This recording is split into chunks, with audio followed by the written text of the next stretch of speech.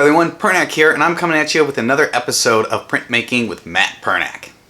Alright, in today's video, I want to address something that I've noticed has been a problem, especially with the beginners in the printmaking community, and that is rolling out your ink.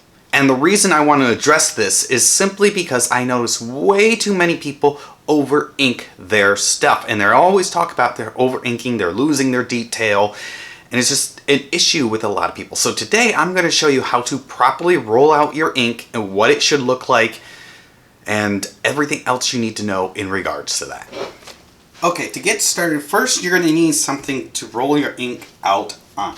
I like using this tempered glass oil painting palette. They work great. Any smooth, flat surface will work well for you. Now I'm going to wear gloves just because.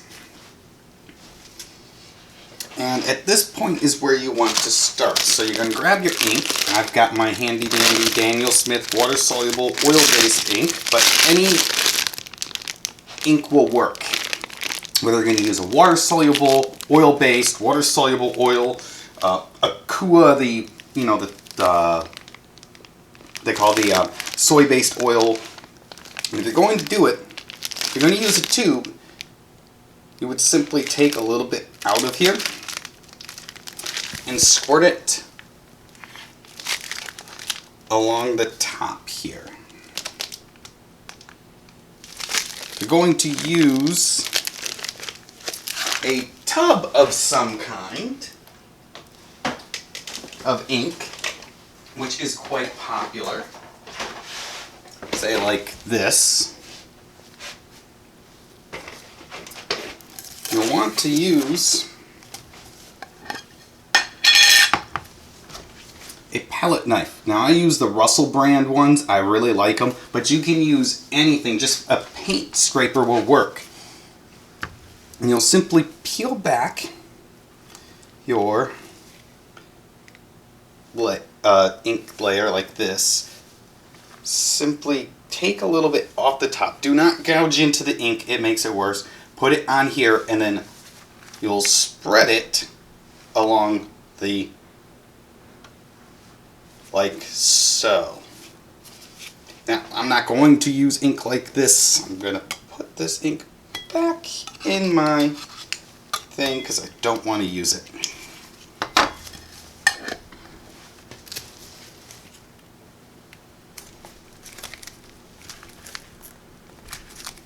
And yes, I do reuse the tape on it. This is why I should have worn gloves.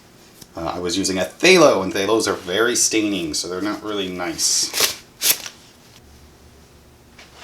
Alright, because I don't want that green on there, I'm going to clean that off real quick. Because we're just going to do the black, because that's all we need to do.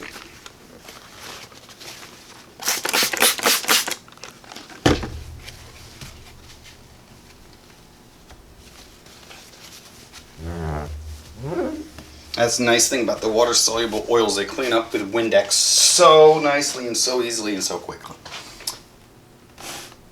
Oh, there's my black ink right there. It was not on camera. I thought it was.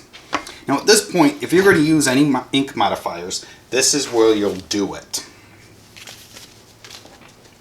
So if you're going to use something like, if you're using water-based, you'll probably use your retarder. Or if you're using oil-based or water-soluble oil-based, this is my cobalt dryer. And then my Miracle Gel Reducer, which is basically a tack reducer. This is where you would mix them into your ink right now. So I got my can of Miracle Gel Reducer, or tack reducer.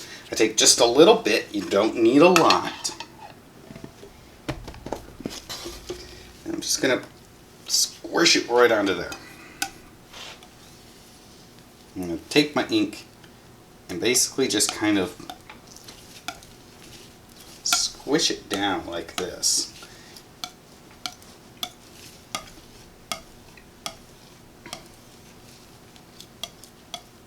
And doing this does two things. One, it warms up your ink, which makes it easier to work with. Now, some printmakers, especially a lot of professionals who have large studios, will actually have heated pellets like this, because it actually helps. So I take a little bit that I got on there and I will spread it thin over a small area here, as you can see.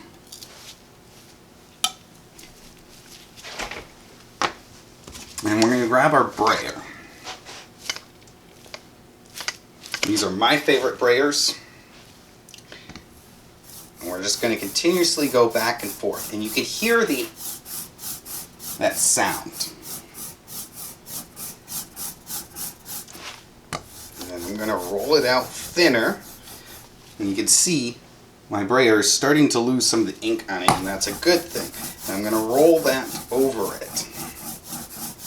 Now the sound sounds like a car tire on wet asphalt or wet pavement. As you can see, my brayer is very smooth there. And if you look down here very carefully at it, there's a slight texture to the ink, and that is what you want. You do not want a heavy texture. And to show you a bad texture, let's just... So I've seen people do it like this, right there. Right there. You can kind of see that there's a lot more texture in your ink. Your ink shouldn't have a lot of texture. It should be really smooth and thinned out.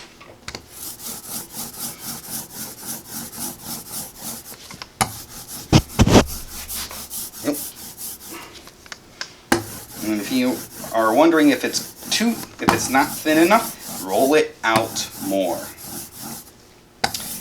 And you don't want to move your brayer like this around on it, because you can kind of see the texture right here on it, and that actually just makes it worse. And the nice thing about this, especially on a glass palette, is such, if I roll it out wrong, I could simply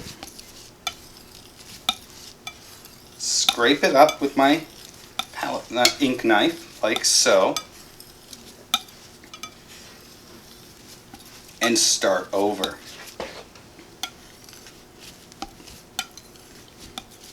Which is a nice thing.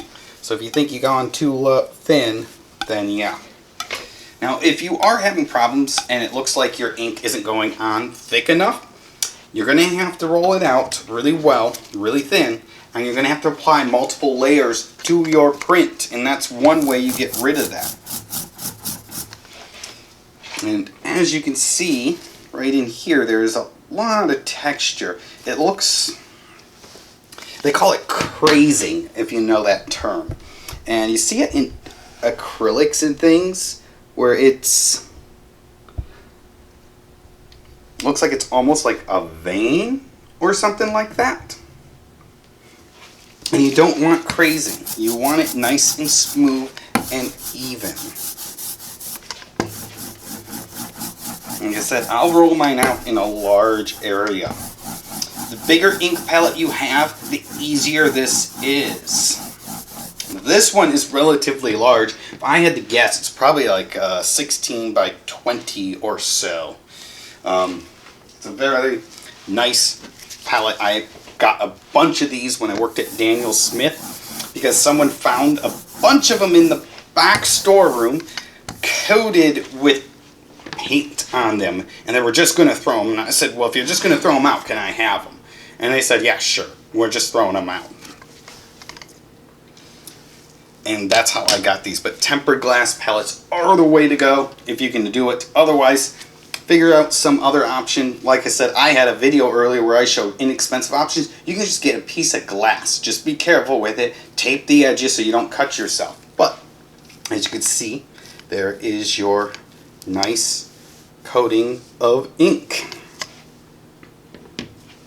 Alright, so I've now removed my camera, so we're going to try looking at this at a bunch of different angles. You can see how nicely this is. Let's try using a little bit less light here.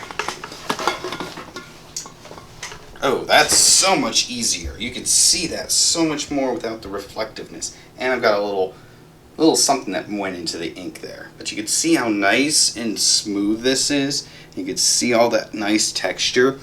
This, you can see it's a little bit thicker. That's too much ink.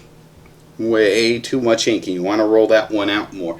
Same with, and you can really, right here, you can really see that crazing. It works. You don't want anything even close to that. This is, like I said, this one's still too much, and this is essentially perfect right there. That's what you want for your ink when you go to roll it out. Well, everyone, that is probably the shortest video I have ever done. And despite it seeming like something very simple, it is something I do notice within the printmaking community, that a lot of people over ink, and they do way too much ink because they roll out their ink too thick. You want to use a nice, good, thin layer of ink, as you saw before. I showed you good, I showed you bad.